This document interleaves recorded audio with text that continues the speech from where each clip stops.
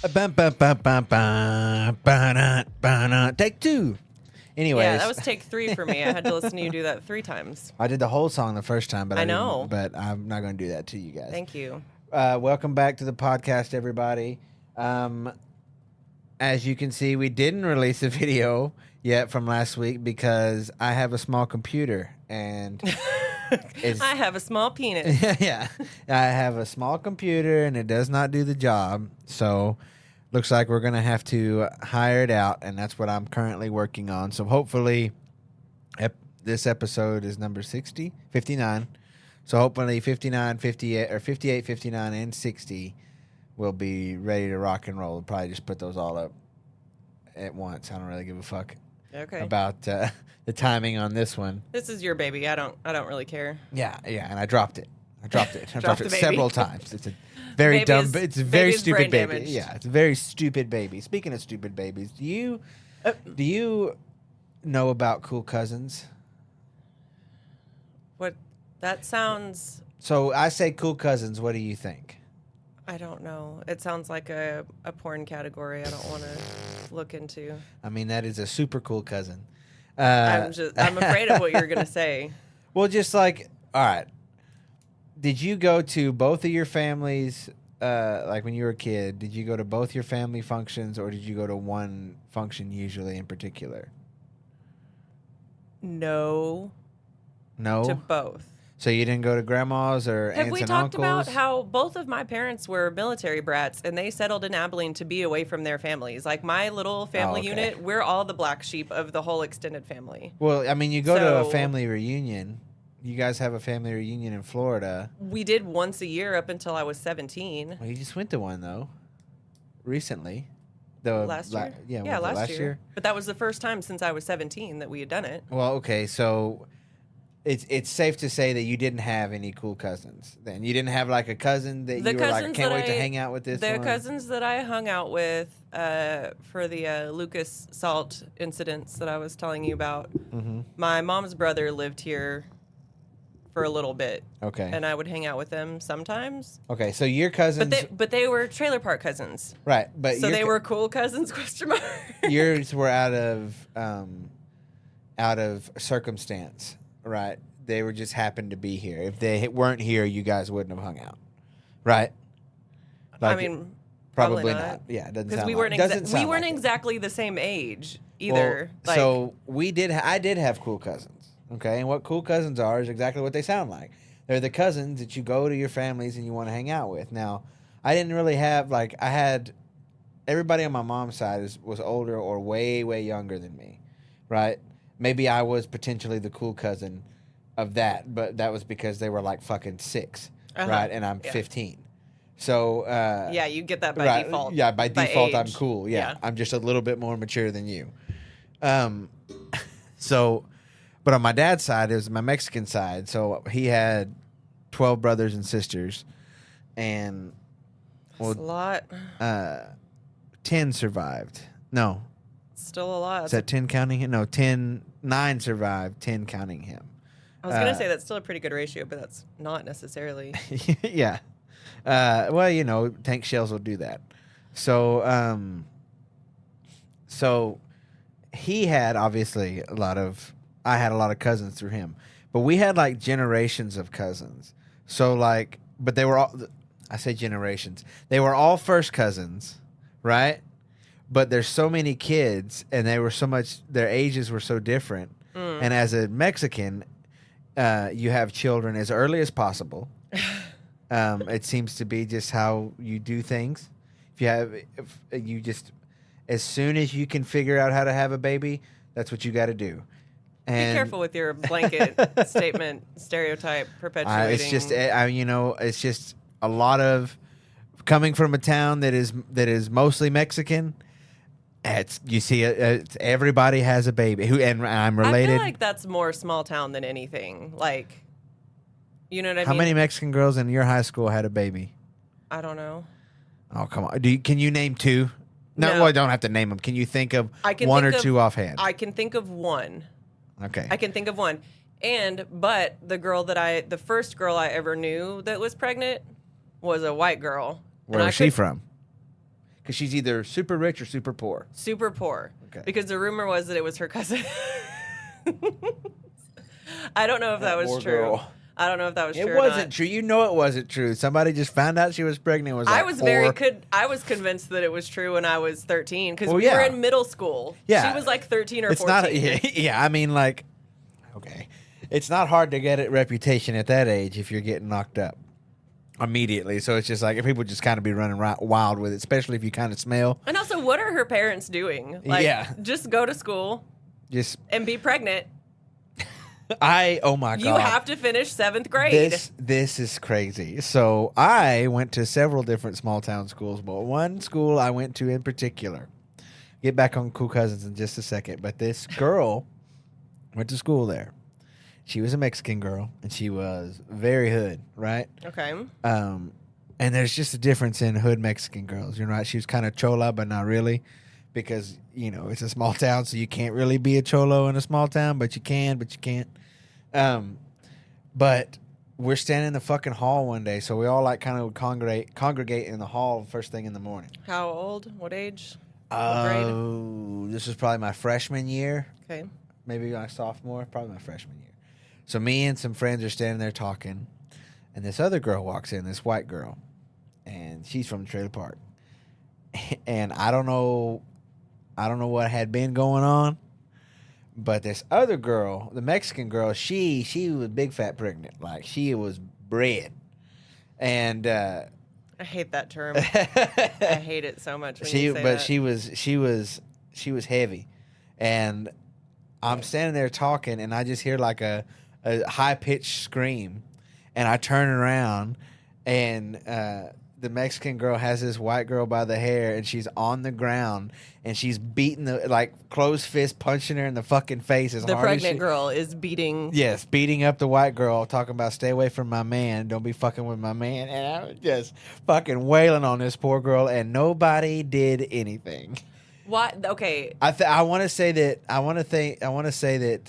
maybe a couple of seniors got involved, but I'm pretty sure it was just like a teacher kind of thing. But it was she got a solid 5 or 6 hits scary. in the face. Nobody wanted to get in the middle of that. Oh yeah, she was going. She was scary. Yeah, and she had her on the ground, old belly out in front of her, just blah blah blah blah, just fucking rocking this girl in the face, and it was probably the worst day of that girl's life, and it has stuck in my brain.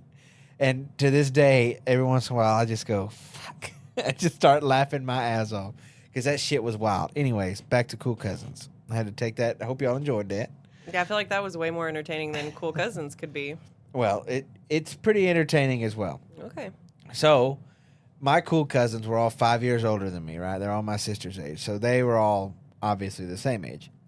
So they all came up together, and then I'm born, and then my sister doesn't like me. Yeah. But I'm the only, I was the last, this matters, but I was the youngest and last boy born, right? Okay. No, everybody else was girls. That's not normally the important. It's normally like the first. It's it normally is in the Mexican first families. boy. Well, it is in Mexican families if you're the youngest and you're a boy. I'm talking about royalty. Yeah. Well, we didn't have much to pass down there. I don't think we engaged enough in the cousin fucking. We just That's good. That's hung good. out with each other, normal wise. Yeah. Right? And we're just like, hey, can you pass me the taters and don't touch my penis? Oh. You know what I'm saying? Did you have to explicitly say that, or was that like no? an It was unspoken understood. thing? We did have an Okay, understanding good. of this is a.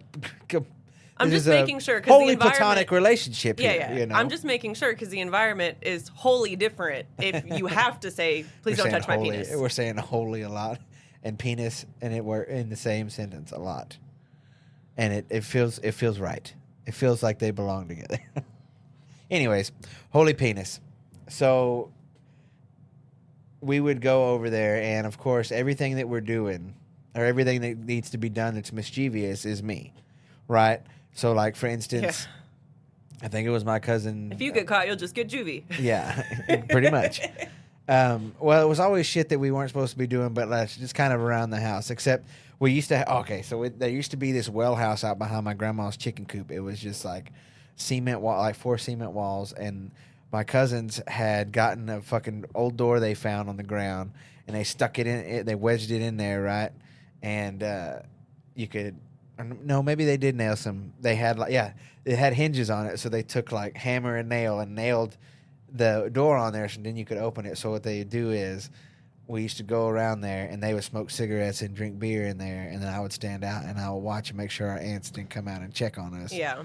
So those were cool cousins. That right? was you. That was you paying to hang out with them. Right, for sure, definitely. Yeah, I got to do that for my sister a couple of times, and for yeah, well, the my cool sister cousins hated that me. I did have. My sister hated me too, but she knew when to use me when it would make sense. Obviously, like right. she's just fucking happy to be here. She'll do anything. Like So, well, I had the Rodney Carrington cassette basically memorized because I would always listen to it with my dad in the feed truck, and so problematic. I would repeat that, yes, like a Problematic. parrot, and they would laugh very hard. That was their thing, right? Like when they got into high school, I was still, they're 15, I'm 10. They would still sit me in the back and then make me like, hey, they would say, Bubba, do Rodney Carrington. And then I would just, here we go. It's like you plugged it in. Smoking out in the whale house. And then like when I was real little, I can't remember what all cousins it was, but my grandma had chickens, obviously, as old Mexican abuelas do. And she had peaches. And they were falling off a tree or whatever. They were ready. So we were picking them up. They were picking them up first and throwing them at the chickens. So I got the peaches and I threw them at the chickens, and then I got fucking caught. Yeah, because they ran off. This on here before. Yeah.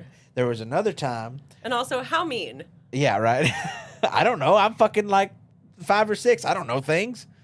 They're doing it. Must be cool. Well, we used to do. So she had 2 broken down cars parked next to her house. She had a blue Datsun or some shit, and a really cool looking like green 80s, 70s, 80s model, like I don't know, sedan type car. Anyway, it didn't matter. It was green when they hauled it off, and then there was like a silver one that came over there.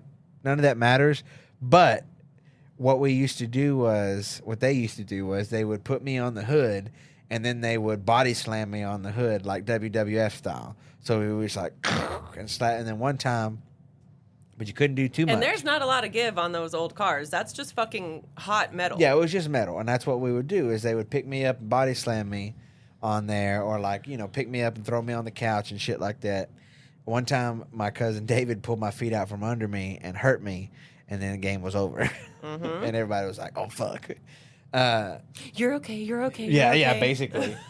So we had cool cousins. I had my cool cousins, and then I had cousins that I didn't get along with so well when we were Not kids. so cool cousins. Yeah, not so cool cousins.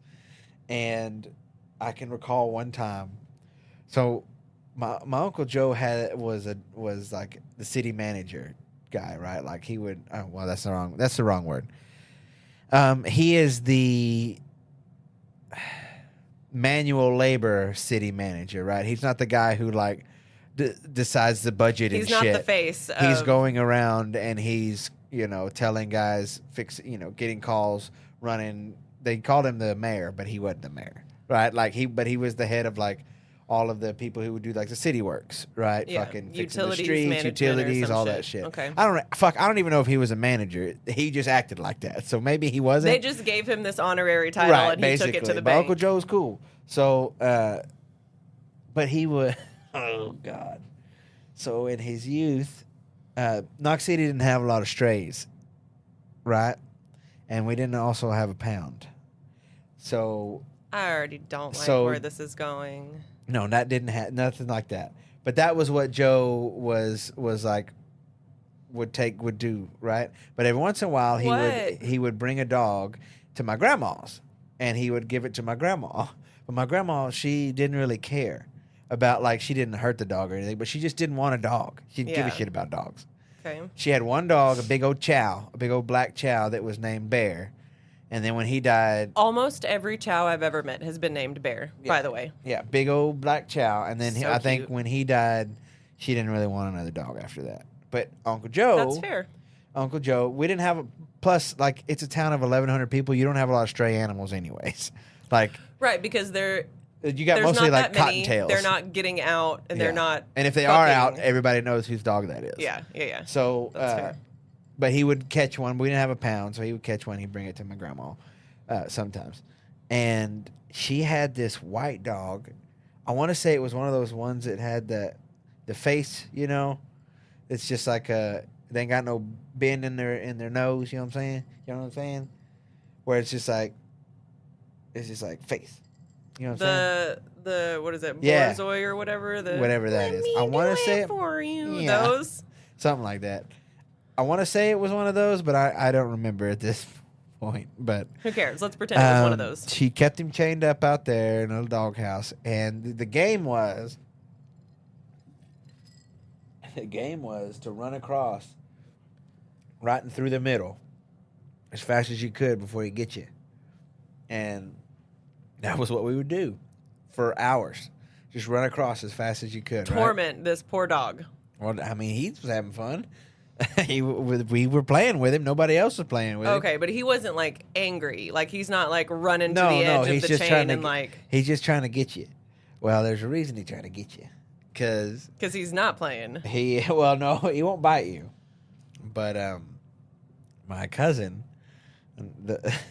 he runs across there, and he steps. I can't remember exactly the details, but he steps in a hole, or he trips over the chain or something. He hits the ground, and he got him. I mean, that fucking dog is on him, and he is fucking the shit out of him. Oh. Just humping the fuck out of him. And it's just like, that's the music that I hear when I think about this. It's that, like, old shitty porn music. Just right? I think I would rather be bit than like violently sexually assaulted by a dog, you know? He's like, get him off. Because then at least you have a cool story. Like you got a big old gash on your arm or your leg, and you're like, I was attacked by a dog. Scratches all over his back. He was just like, he's just like, get him off! Oh, and he's yelling, and y'all are shitty, and you're just standing there watching, laughing our asses off. He finally gets worst. away from that fucking dog. And then I'm fairly positive after that he continued to try to say that was me it happened to, and I was like, it was 100% not me, revisionist because I'm history. pretty positive that I was on top of the doghouse when that happened, but.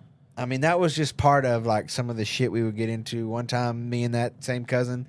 So I have a gay cousin. Okay. And we knew he was that way ever since he was a kid, right? And nobody gave a shit. But he never came around much because they lived in Dallas. So I don't know. They lived somewhere. They didn't live close. They didn't live close. So one Christmas he comes in, and we're all kind of closer to the same age, like me, him, and then the other cousin. So we're all closer to the same age a little bit, and we're arm wrestling. And I don't remember why this happened or what happened exactly to cause this, but the other cousin that got humped by the dog, he starts talking shit to my gay cousin. And is like, I'll fight, gonna fight him. And I remember, I'm probably like 7 or 8, maybe. And I remember grabbing him by the shirt, the shitty cousin. And I was like, grabbing him by the shirt. And I was like, you pick on somebody your own size, I'll fight you. And so like we get out in the fucking yard and we start fucking fighting or whatever and wrestling around. And all my older cousins have been just like trying to get this to happen. Like, this is what they do. Yeah. Right? Like, you come here and you guys fight and we watch and we're fucking rolling around and no adults came out. We just fought till we were done. Mm-hmm. And then the worst part is my dad was I don't know if your parents were this way, but anytime you went somewhere, it was like it was like you're fucking going to an opera. My dad would fucking like comb my goddamn hair over. I had to wear like a starched fucking shirt, starched jeans, my boots, belt. Like, we're going to Christmas and I've got everybody else is just in regular ass clothes and I look like I'm going to a ball later. Right? It just it fucking makes, this is why I look the way I do now. I'm pretty sure. Like, that's my retaliation. I have long hair, a beard, and I don't wear anything but shorts and t-shirts. Mm-hmm. But All of those clothes were all fucking dirty. So then I got to go inside. Did you win? I don't really think it. Like, I'm pretty sure we. I just mean, wrestled. when you're 7 or 8, it's not. Yeah. There's really not going to be. Yeah, I think we just wrestled for a little while, and then it was just like. I'm bored. We were both fat breathing because we were both fat, so it was like, and then you go in and you eat some more mac and cheese. Yeah. I don't know, like, it didn't matter what they cooked. They could have made enchiladas and caldo, and we would have a big-ass bowl of mac and cheese there. Best mac and cheese ever, but it would always get cold. It's like we wouldn't eat until everybody fucking got there. Yeah. And then it was cold by the time they got there. Well, anyway, speaking of mischief, you had a question that I'm interested in. Yeah, I wanted to know if growing up your parents either condoned, assisted, or participated in mischief with you. So, I think I've told the story on here before. I'll tell it again. It wasn't it was and it wasn't. So we had this guy that lived next to our house, right? So my dad would tell me stories about his mischievous stuff, right? Mm-hmm. And in telling me those stories, I would obviously participate in mischievous things, and I would. Is this the guy that y'all like went and knocked on his door a bunch and shit? Right, we went and knocked on his door, but yes, Peavine, that was his name, was Peavine, Roy Day. He's dead now, but we went and knocked on his door, and then hid in the pool. But your shack. dad wasn't there. He wasn't there. I would tell him about that kind of stuff later, okay, and then he would enjoy that. As a kid, I can't more really like, remember. Okay. So I have 2 silly stories. Okay. The first one is arguably one of the silliest stories I have concerning Maybe I'll be my mother. reminded of one in your telling. So I could say a lot of negative things about my mother, but what I will say is that woman never lost her childlike sense of wonder and adventure. Uh-huh. Sorry. But she was so wild. Like, whenever my nephews were born, it was very apparent that she never left that. Like, she could so easily get on their level. I want to say I was 10 or 11. I might have been 12. Should have known better. But we went to Nelson Park, the little park behind the zoo, to feed the ducks, which is something we did fairly often. It was like free zoo, you know. And we take some old bread, and they take it from our hands and whatever. And one day, we're walking back to the car, and this fat little white, I think it was a goose. It may have been a duck. Either Probably way. a goose. This fat white goose is walking, like, along the street where we're going to get to the car. And I was like, what if we just took it? And she was like, what? And I was like, we could have a goose. Like, he's following us already. What if we just take this goose? And she was like, okay, I think I have a dirty towel in the trunk. And so we got this dirty-ass towel, and I picked up this goose and sat him in my lap in the front seat of the car. And we start leaving. And not 3 minutes into the drive, he shat all over me, and we were like, yeah, never mind. Yeah, we don't want a goose anymore. That smells really bad. Yeah, covered in goose shit. That's what you get. That's what you get for stealing goosies. Free goose. No. You know? No geese stealing. They're free. Yeah, that's why they're free. You can just take them. You can't just take the geese. They might shit on you, but you can just take them. You can and you should take the geese. Take all the geese. The only thing that comes to my mind with mischievousness would be like going to the bar with my dad while he would drink and I would shoot pool, and then this isn't mischievous, I guess, but it is. But sometimes we would. We'd lived on 351, so it was a highway that a lot of deer would get hit on. So what we would do sometimes is we would see a dead deer, so we would go and we would cut its head off, and then my dad would like soak it in water until the skin got loose, and then he would take the skin off, and then we would mount it. If it was a buck and it had like a nice rack, then we would mount that. And that's not really mischievous, I guess. It was already dead, so, you know. It's also definitely stolen valor.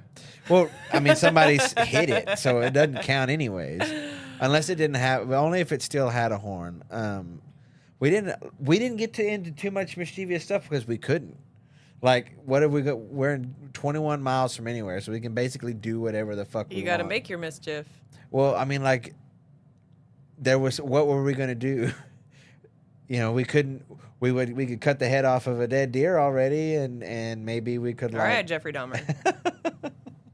Hey, I think the scariest thing that I ever saw was a full ass bull's head in our fucking water trough. It was some Silence of the Lambs type shit.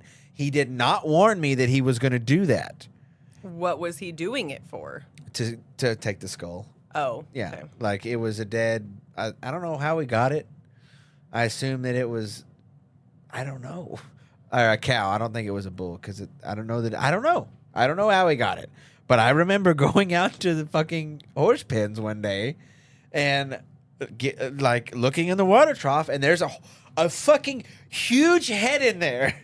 And it was alarming. And I was like, what are you doing? Why is there a fucking head in our water trough? That's where horses drink water. Do you think Sierra wants to see that? He doesn't. It scare him. But he was like, oh, yeah, I'm going to get the skins off and then drop it on a pile of ants, and then they'll eat all the, stuff off, and then I'll have that bull skull and some horns. And then he's like, and then he just takes a bite of his longhorn cheese and keeps fucking chilling. And I was like, oh okay. Like, yeah, that's holy fuck. I think that's a different level. And we stole gas one time, but that wasn't mischief. That's mischief. I mean, Kinda. Well, I almost fucking sold him out because we got like $90 in gas one day, and the lady was like, I guess somebody drove off and didn't pay for their gas, but they drove off on $10. Oh. And she goes, how much gas did you get? $10 or $90? And Dad goes, $10. And I was like, Dad, and he was like looked right at me and was like, shut the fuck up. And then we walk out and he was like, God damn, shut up. And I was like, Dad, she's gonna have to. I'm all like thinking about her. I was like, that's gonna come out of her fucking paycheck. She only gets like fucking $150 a week. You're gonna take $90 from her? I don't give a fuck about her. And I was like, I mean, I guess that I don't. So yeah, that's what I mean. That's like the kind of mischief, I guess. But okay. We didn't ever like steal no geese or nothing. I mean, geese. So there was another time we were 16, maybe. No, 16. We were 16. And it was me and Alex and my mom and her boyfriend at the time. And he's all talking about this cool place, Dead Man's Creek. Oh, yeah, he's like it's low, but there's still gar in there that you can. And those, you seen garfish? Yeah, wow. They get fucking big. They look like dinosaurs. They're super cool. I'm like, bet, let's go. Well, it's on private property, which was not told to very anxious me up front. Yeah. And Mom and Jerry go through first, and then I let Alex go. I'm holding the bottom down with my foot and holding the top up with my hand and letting her through. And then I don't know if it was her or Mom or if one was doing one and one was doing the other. But one of them bitches betrayed me, and their foot slipped off of the barbed wire as I was going through, and it fucking slingshot up into my calf and just, like, raked a good 3 or 4 inches up. That's probably the third time in my life I've needed stitches and didn't get them. And Mom, being a nurse, was like, oh, we'll just butterfly it up real quick. And then we still went and walked in the nasty-ass creek water and spotted gar and got spooked because we heard other people and were like, oh, shit, we're not supposed to be here. Yeah, my mom always just got lost, and then she would just laugh about that. We would get lost going places, and then she would be like, oh, it's okay. You get to see more stuff when you get lost. And I was like, yeah, I mean, I fucking get it. That's why. Yeah. When we went to Austin that one time for my strongman competition, and she fucking got me lost. She was like, "Well, I don't. It used to be this way. It didn't used to be that way. They didn't change. Your memory is wrong. Yeah, you're just old. I think it's just you're wrong. Yeah, either one. She's old. She's wrong. Both. Old people are wrong. Anyways, most of the time. So I believe we are due for another installment of the Latchkey Kids Book Club. So without further ado, welcome back to the Latchkey Kids Book Club. I'm your host, Riley Rodriguez. Anyways, know what I'm saying? Let's get into it. Okay. So firstly, I would like to address how bad you biffed that story, the behind-the-scenes story of me coming into the kitchen crying after hearing the scene about Eddie dying. Oh. Because you totally danced around the funny part of that story. Oh. Because I come in and I'm sobbing audibly and I fall into your arms. Mm-hmm. Well, we're in pre-record mode, so Riley's listening to his Latchkey Get in the Mood playlist and making a drink, and I'm in there crying, and then Corn comes on. And then I'm crying, and he's laughing in my ear, and goes, anyway, back to Corn. Anyways, I was talking about Corn, so... So, well, Corn is always from last time, Eddie has been shot. I guess we didn't talk about he is dead. Yeah, he's not dead in the book, but he's dead. At that time, where we got to, but he dies. He doesn't make it out of the... He doesn't make it. Eddie doesn't make it. Sorry, guys. If you didn't know that, he dead in hell. Because when I was listening to it, I was like, maybe he comes back. Well, that's the point, though. And we talked about that in our filmmaking. We want to ruin your idea life. Is because it's you got all these powerful breakers here with all these different brain powers. Y'all gotta be able to do something, right? Yeah, you would think that, but no, you can Steven break the said, beams, but you motherfuckers can't. Steven said no. Handle some time travel. I mean, there's some stuff that hadn't added up. We were watching 11/26/63. No. And 11/22/63. 11/22/63. Mine's 4 days later. It's got nothing to do with any funeral. of it. It's just something different. Yeah. Right? It's just a regular dude's Somebody's day. The birthday. whole day you're waiting for it to connect. Someone's and it never dad's birthday. does. Yeah. But there's the part where the guy, James Franco, he drives apparently a good ways. He gets out of town, right? He runs away from the police. And the guy that he ran into in town that didn't apparently have a vehicle just shows up, and yes, the point is the past pushes back because he changed something he wasn't supposed to change. But I was like, I got hung up because I was like, well, is this guy Michael Myers? He just speed walked fucking 30 miles, Anyways, that's just me. So... Well, I don't know that that's how it happens in the book. They changed probably a lot not. of things. They probably changed a lot not. of things. They're probably he's here, and then he's here. Yeah, that's what Stephen King wrote. And then Bill was there. Yep, that's how it works. So after Eddie dies, Susanna stays and preps his body for burial, and everything is very, very, very sad. Yes, very sad. And the Breakers send Roland and Jake to go save Stephen King from the van. And the only thing that brought me any kind of joy after Eddie died was when they find that fucking lady at that same shop. Remember?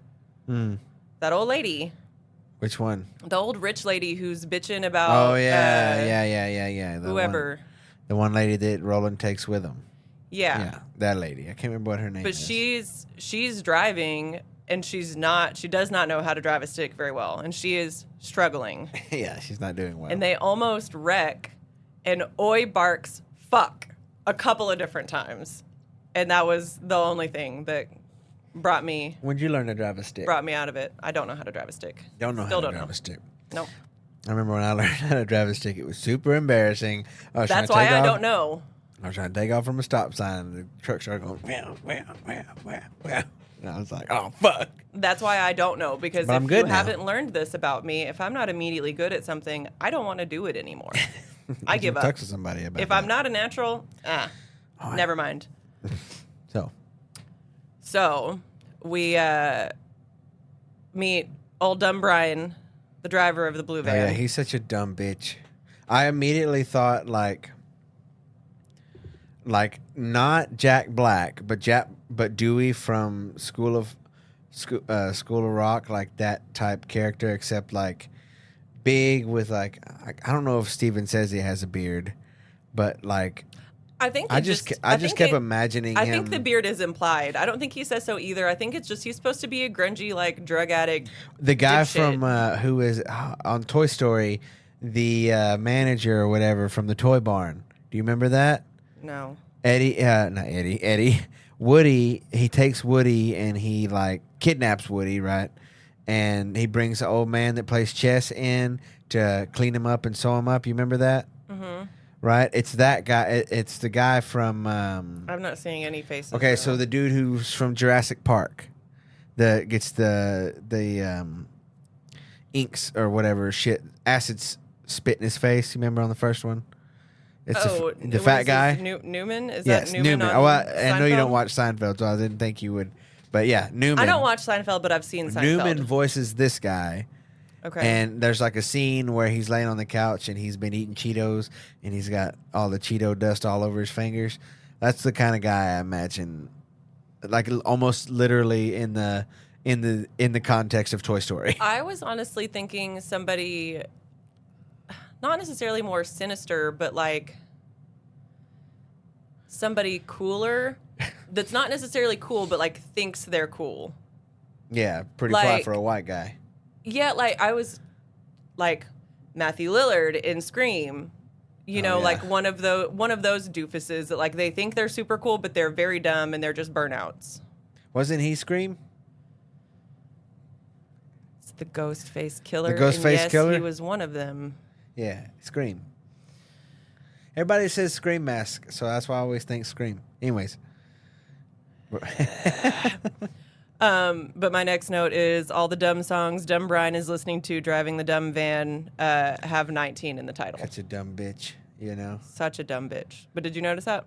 Nah, well, I think I noticed a 19 thing, but I don't really remember the songs themselves. I don't remember the songs either, but I remember he named like 3 and they all had 19 in the title. So... Do we know what 19 is for yet? Did we figure that out? It's 1999. Okay. Because 99 and 19 have been coming back, and they were the quartet of 19. And then remember when they get to Collarbone Sturgis, and Jake gets up there, and he's like, from the quartet of 99. Oh, yeah. And everybody's like, that's probably going to be important. Yeah, I don't know. But so they're speeding, trying to catch him.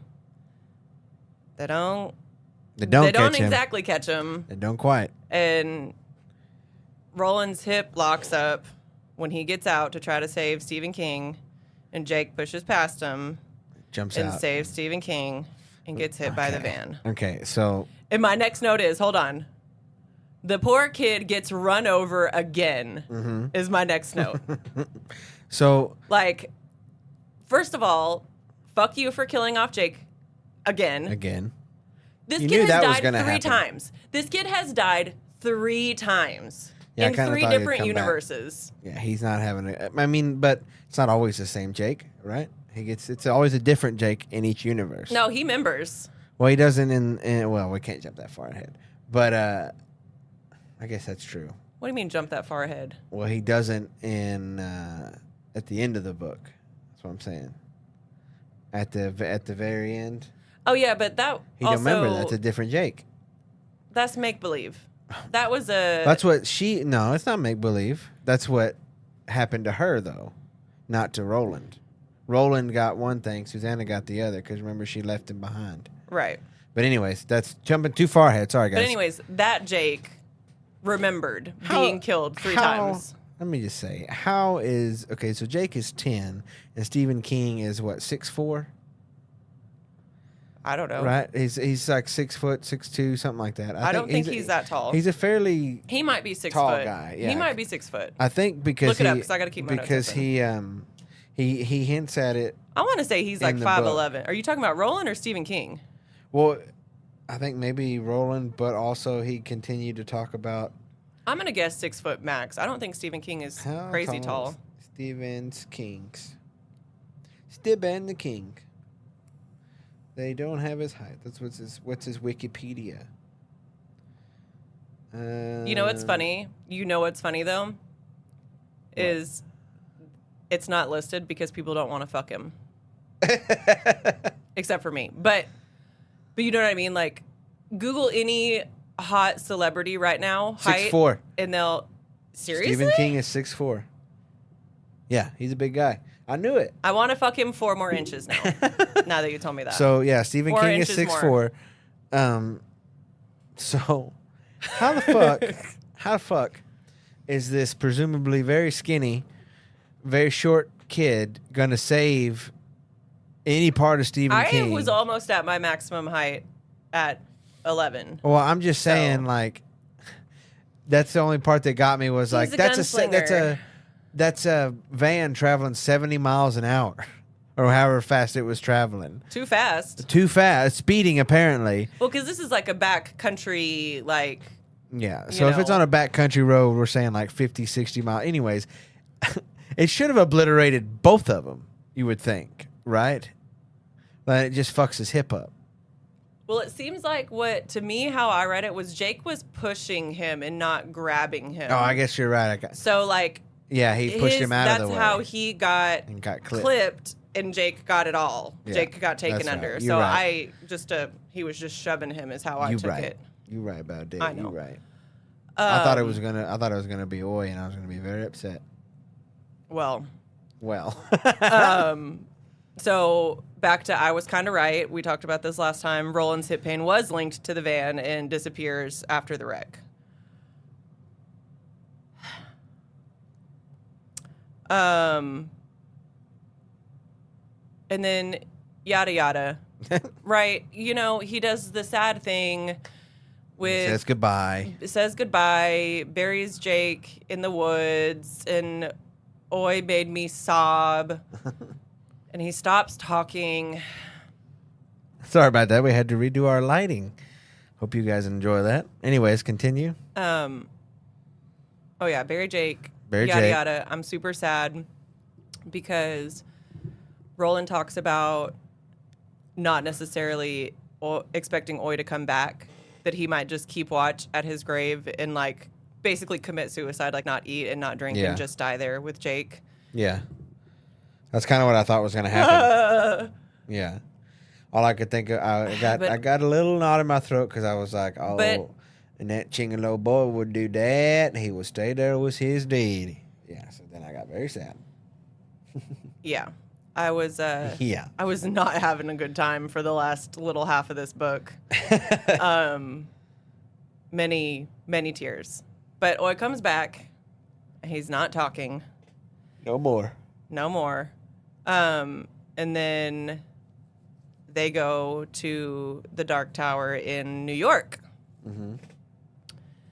So we find out that John Cullum was assassinated by Sombra.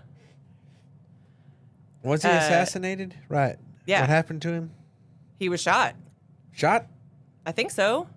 I don't remember. I just wrote assassinated because I think that's the word he used, or I don't remember.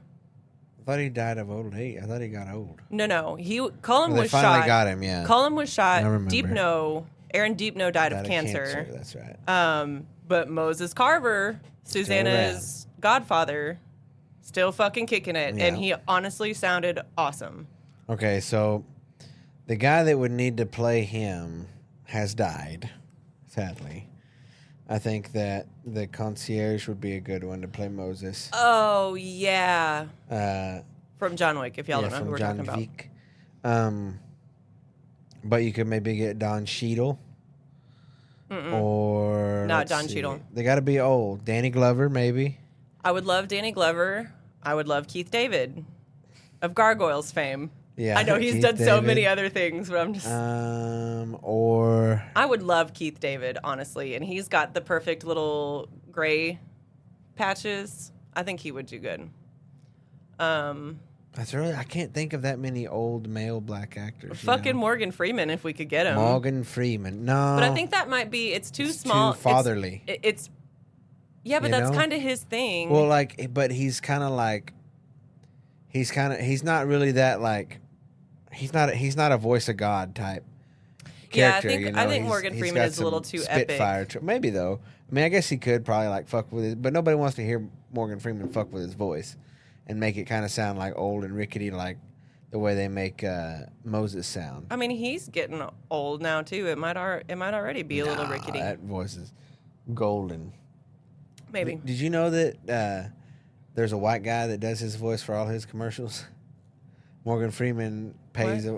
There's a white guy that does a good impression of Morgan Freeman. So apparently Morgan Freeman pays him to do like his voice, likeness, like to do voice spots and stuff. That's incredible. Because he gets asked to do it all the time or whatever. That is fucking incredible, and I love that. Like a Twinkie, like a Twinkie. Wow.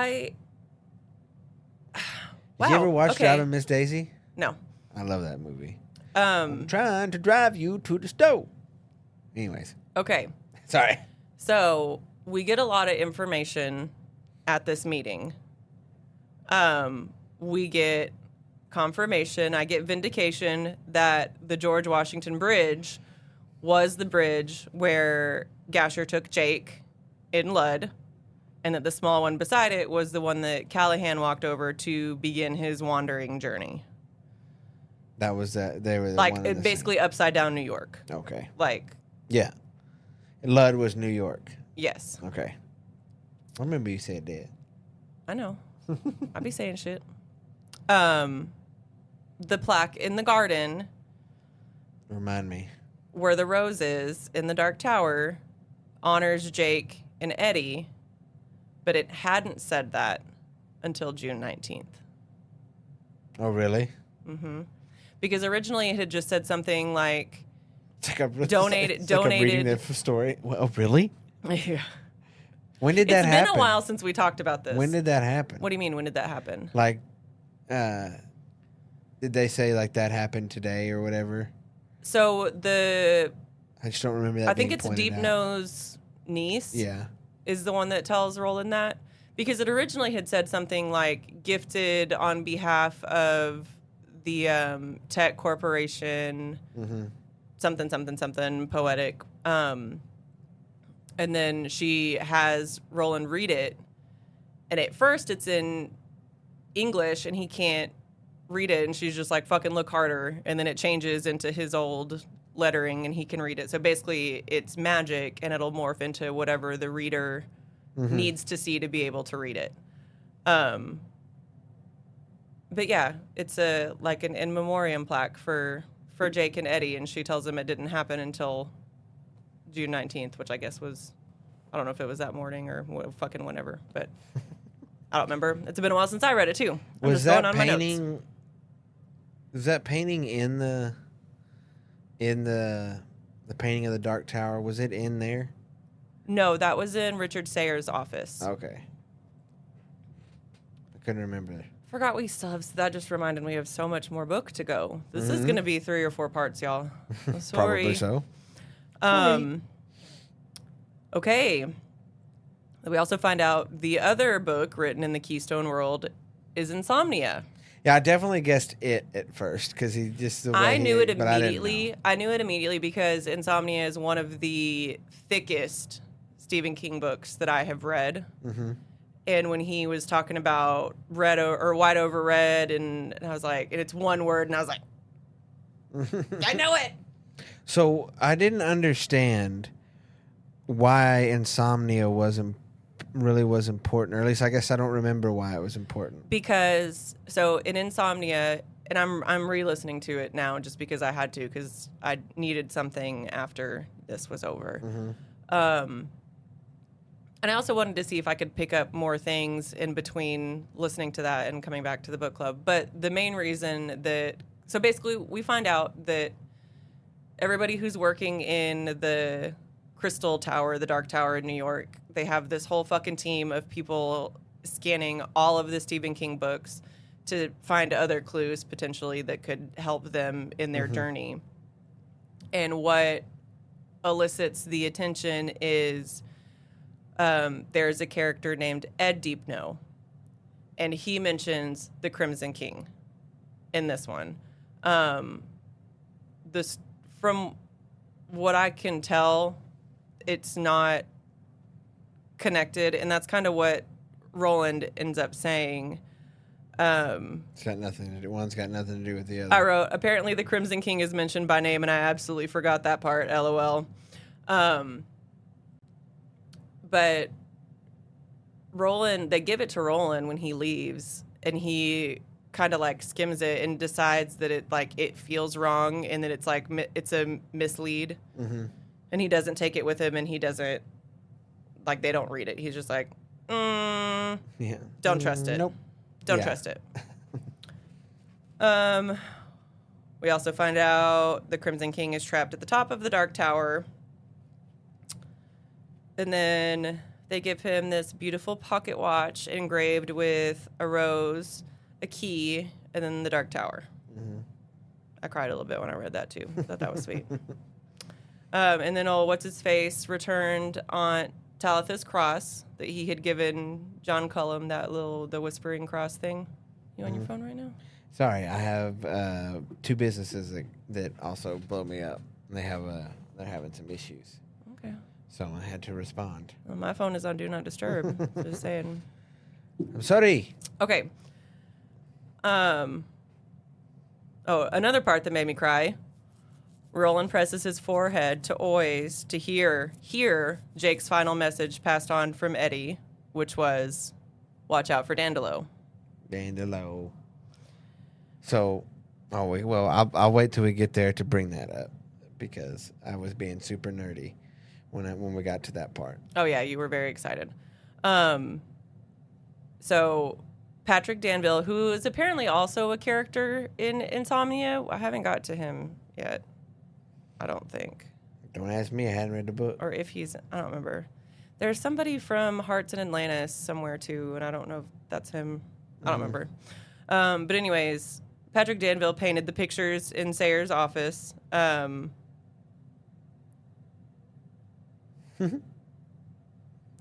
definitely voice texted this while I was driving, so it doesn't make sense. This is Patrick Danville painted pictures in Sayer, the office of Mordred in the Dark Tower. One more time? He painted pictures in Sayer's office of Mordred and the Dark Tower. I see. But talk to text fucked me up. But in that one picture of human Mordred, I think he's slaying a horse or something. He's standing atop of I think it's a horse. Yeah, that he's fucking killed. Or something like that. It's supposed to mean that like he wins. Yeah. Or whatever, and they're like,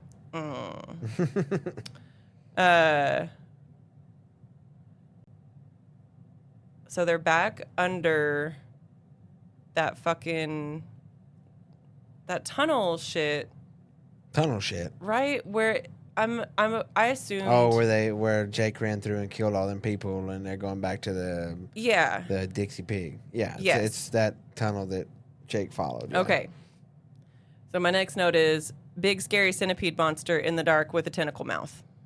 Yeah, that shit was wild. It sounded like the Alaskan bullworm. That was fucking scary, and Susanna is so smart. Yeah. Because they would have been super fucked if she hadn't thought to pick up that can of whatever that shit was. Lighter fluid. I'm like, it wasn't turpentine, but something flammable. Yeah. Oof. That's scary. He was the way he described like the wet like clicking and scraping and whatever that its body was making. Put money on him getting that from Hellraiser. like the idea for that, because it's exactly the monster that blows through the door in Hellraiser. That monster is so much worse than what this monster is described as. It's got two faces, one on its ass and one on its face, and somehow they're both coming up in the same. That fucking shit is so stupid. The scorpion.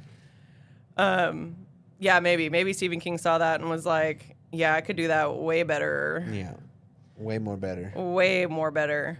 So they make it. They do. To the castle of the Crimson King. And then we meet these fucking weird triplets that look like Stephen King. Yes. But they're shapeshifters, ? And they were expecting them, ? So, well, he kills them, right? Yeah, but let's... Right, well, I mean, like, they end up... Hold on. The reason I asked that is because we find... You said they're shapeshifters, ? And I'm trying to remember. They're not shapeshifters. That's just what my note said. Oh, okay. But we'll get to... So... They are kind of, I guess. You were right about Dandelo. I was not. Yes. Here is where I thought Dandelo would come in. Uh-huh. Because one of them introduces himself as Femelo, and then the other one, Fumelo, and then there's one standing in the background, and Susanna's like, I guess that's Famelo. Uh-huh. And they never confirmed that. So my brain was like, okay, but he seems to kind of be like the leader, and these are all ELO, so is this Dandelo? Mm-hmm. Yeah, I thought that and it's originally. Not. Yeah, I originally thought that. I realized this was very clearly supposed to, like, disarm you. Mm-hmm. Like, oh, that was probably Dandelo. And then they figure out that, because they offer them, like, a basket of meat and furs, because they're fucking freezing on this journey. And it's 100% not that. And it's 100% not that. Fucking, rotting corpse body shit parts and snakes. and snakes. She. But put them on them heads. Indeed. It's just an old fucker. Right? Okay, so they shoot two of them, but they're all from the same thing, basically. Like they're all the same entity, kinda. Yeah. But so they shoot two of them and they leave one, and basically like to tell that motherfucker who killed the rest of them and to be scared or whatever type of shit. Well, it's that old dude, right? He turns into an old dude because that's who actually he just is. an old man with sores. He was the Crimson King's right hand man. Yeah. He's a wizard. Yeah, of some sort. Yeah, but Mordred eats that motherfucker. He eats him real fast. He eats him real gross too. Yeah, and the birds help a little bit. His eyeballs and then his tongue. Mordred is hungry. He likes the gushy bits, you know? Yeah, he's all about the soft bits. Fucking busted. Gross. Okay. So, then they come across this little tiny road, town, place, person, and they meet old Joe Collins. That's right, Joe Collins. Who's this weird old nice guy with an ancient horse. Yeah. And that motherfucker invites them in. As soon as and makes them dinner, and it's such a good dinner, dinner. And then he gives them dessert, and it's the best pudding or whatever the fuck it is that Susanna's ever had, and it's so good, and they're having a great time. What did I point out to you that was the tell that it was? He mentions it twice, and that's what I told you. I was like, I knew it had something to do with that, because anytime he mentions something twice in the book, that it's like, that Susanna had a weird feeling. So like, every time they meet somebody in the book, Stephen King seems throughout this book, every time they would meet somebody, you could tell if it was going to be bad because they would meet somebody, or good because they'd meet somebody and then he would address that somebody was suspicious, but he would never address it again. He would never say they were suspicious again. Like that thought that they would have had, he will either address that it's gone now or that he just won't bring it up. But every fucking time it's somebody that you think is good and is bad or something like that, or it's a trick, like Andy. So he continuously points out how suspicious Andy is. Right? With Andy, it was definitely more little breadcrumbs, though. Right. But he throughout the book. This one I was upset that I didn't catch because it was a little more on the nose. Yeah, because he says that Susanna, they meet him and she doesn't she doesn't trust him. And then it obviously points out the horse. It's too good to be true. Yeah, Susanna hates the horse. She immediately is like, no, thank you. I don't know what's wrong with that thing, but there's definitely something fucking wrong with that horse. And then she brings it up again when they get to the house because she doesn't do something that Roland does do. What is she? She won't do it. She doesn't want to do it or something like that. And he's like, what the fuck is it? She doesn't want to see it because she's afraid that, like, I can't remember if this is in the same part of the book or not. But well, Roland, there's a picture of the Dark Tower that Roland keeps going back to, and he keeps staring at it because apparently Joe Collins has been to the Dark Tower, and his little robot friend took the picture for him because he couldn't get close enough. Yeah. There's something, I can't remember what it may not even be in this book. I may just now be remembering something. But there's something that Roland is going to go participate in or go do, or like a room he's going to go into, and Susanna won't go in there, and I can't remember what that is, or if that's the same thing. No, it's what happens is Roland is really enjoying. We find out that Joe Collins is from some version of New York. America or I thought it was Midwest. I don't remember. Anyways, but he's from the other side, and he used to do stand-up comedy. He starts doing his stand-up. And Susanna does, when he's telling his story about what he used to do, Susanna's like, yeah. Okay. That doesn't exactly make sense because he says that he's dragged into, like, thrown through a door or something. Like, he makes up a weird story that just doesn't make sense. Yeah. Because, like, pulled out in the middle of his comedy bit and, like, dragged through a door by two men or some shit. But so Roland goads him into tell me more jokes, which is fucking weird because Roland has never been one for humor, right? Yep. Like, he always got tired of Eddie's little quips and, one-liners. And so why is he asking this old weird dude that he just fucking met to do a whole stand-up bit for him? Right? Mm-hmm. So Joe starts doing his jokes. None of them are all that funny. And they're laughing, like laughing. Like, can't breathe, laughing.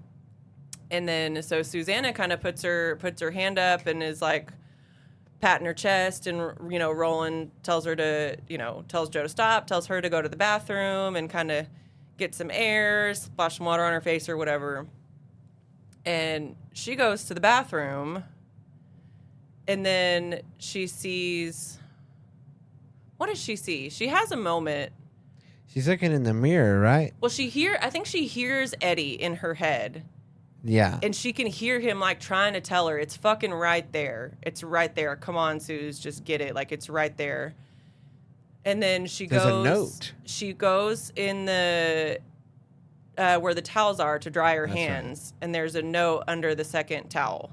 From Stephen King. Because that... Okay, but he also doesn't come right out and say it either. Yeah. He tells her, basically, like, something's fucking wrong here. You're a smart cookie. And he uses female pronouns. He knows it's going to be her that finds it. Mm-hmm. And says, I left you a gift in the medicine cabinet. Right. I remember the medicine cabinet, but I don't remember what it is. I don't remember what it is that either, honestly. That she grabs, but so she goes in the mirror and she starts writing the letters for Odd Lane. Odd Lane, that's what it was. So... And then she realizes that, because it used to be Odds Lane. When they came in, it had the apostrophe S, and then she's starting to see that apostrophe S was added on there. Yeah. It was Odd Lane, and she writes it on the mirror and does her little anagram like you did in your notepad. Yeah, while I'm listening While you're listening to it, and... So when they walked by it, Odd Lane equals Dandelo. So when they walked by it, That's what it was. Because I was trying to remember what, like, sparked my, like, interest. And was, like, basically what didn't keep me off. Because I thought that guy was Dandelo. And then when I found out, when he didn't address that it was Dandelo, I was like, okay, then it's not him. Because he always will tell you. He seems to always address when it is who it is. So when they talk about passing that street, Odd Lane, and I was like, And so I wrote down Odds Lane. Right. But I wrote down that in my notepad when they passed it, because I was like, I wonder if because when he said Dandelo, he hints a few times that it's an anagram, right? They didn't know if it was somebody's name or if it's an anagram or something. I was like, it's got to be an anagram. Yeah, I don't remember them saying that it's an anagram, but I remember it being like it's not exactly that. Like it doesn't exactly have to be that, but it's something like that. Like, so was that? Oh well, let's get to after she leaves the bathroom. She comes. She hears Roland laughing, but hysterically, it's not, yeah, like uncontrollably, choking, in a bad way, in pain. So she runs out. Dandelo is standing over Roland, fucking telling jokes, telling bad jokes, and Roland cannot stop laughing, and he can't breathe, and he's gonna fucking die. Yes. And then Susanna shoots his ass. Shoots his fucking bitch ass in it. That's my favorite part about Susanna. That's my favorite part about this book. They just blow your fucking head off. There's not a stop. You better stop. Dandelo, you better just blow. Yeah, this is not a. I'm gonna blow your fucking head off. This now. is not a horror movie in that aspect. Right. I will say Stephen King doesn't really do. He's not that. fucking around. He doesn't do the white girl trope. The dumb like very preventable bullshit trope. Yeah, too just shoot much. the motherfucker. Yeah. Yeah. Ask questions later. Yes, exactly. We deal in lead here. And then they do.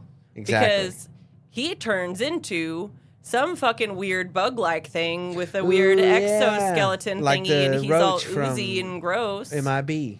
Yeah, yeah, something like that. He's the roach from MIB. Sugar, water. So Stephen King left her the note in the bathroom. Oh, it was the Browning poem, tipping her off to the Browning poem that's in the medicine cabinet or whatever. They hear someone crying from the basement. And it is old Patrick Danville. Oh, yeah. And his tongue has been ripped out. Poor guy. Then we find out Dandelo was some sort of weird energy vampire type he thing was an that energy fed vampire. on emotion. Laughter, yep. Well, and sadness, because remember, Patrick also like motions and tells them that he would come down there and just say shit and make him cry too, or like torture him and make him cry. Just like it didn't matter what. Like I'm sure it was like a different meal, Exactly. right? Like steak or eggs or Well, I think that's a good wrapping up point now that we've met Patrick Danville, because we are at an hour and 7 minutes. And we still have a lot to go. We still have a lot to go. It was a long book, y'all. It's a long, long book. So 27 hours. So we appreciate you guys tuning in. You can go check us out, Latchkey Kids on Instagram, Latchkey Kids on Discord, Real Latchkey Pod on Twitter. Well, X now. It's called X. I keep thinking I have Twitter right, but the logo has changed to an X, and I keep thinking I have a fucking porn app on my phone. So they put a like giant light structure on top of the building that's an X, and it's all lit up. And at first I was excited because I was like, X-Files. Cool. But apparently it's so bright, and it's facing an apartment building, and people are like, it's just daylight all the time. Like, it's absolutely terrible. This is exactly how that works. Prick. It's exactly how that works. And Latchkey Pod, no. Yeah. Real Latchkey Pod. I don't remember. Yeah, you have a note card for this. I do have a Also, it'll be card. in the show notes. It's in the show notes. The fucking email's in there. I shouldn't have to do this every time. Y'all guys. don't email us anyway, so why does it matter? Yeah, I've been waiting on y'all's asses forever. Bitches. Anyways, thanks for tuning in, guys. Love y'all. Bye. Love you, bye.